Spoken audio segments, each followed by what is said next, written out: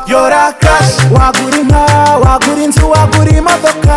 Yora cash, kurya itanu wahinduka miliyoneri. Yora cash, yora. Wabigenje ute kugira ngo ubashe gutsinda? Nashyize amafaranga 150 kuri telefone, noneho mpamagara ku 155.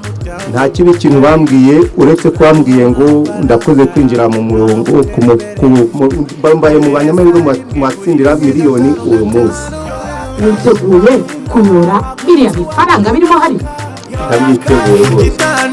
Wahinduka miliyoneri. Yora cash, yora cash, yora cash. Ni miliyoni buri munsi, miliyoni ebyiri buri cyumweru, igihembo nyamukuru miliyoni 20.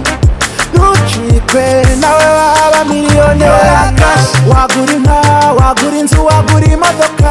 Yora cash, kurya itanu wahinduka miliyoneri. Yora cash,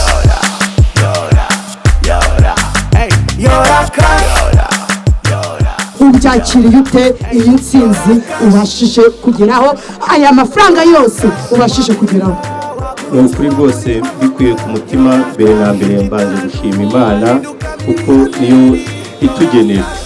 Ni ukuri ndanezerewe kuko umusaza ungana gutya ubu ndabona byishingiye gukemura wenda abana ku mashuri baraba mu gutegura gukora ibizamini bya leta.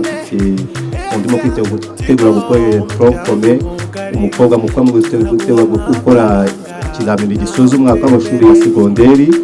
Ubu nibazaga uko nzabigenza, ariko ubu ngubu mpamanyije n'umwuka w'Imana ndamya yuko abana banjye bazarangiza neza. Imana iduhagumishe.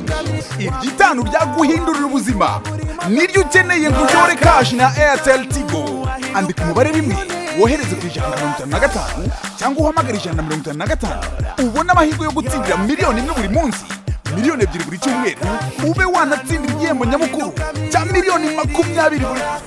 Yora cash hamwe na Airtel Tigo, umurongo ukoreshwa na benshi mu Rwanda.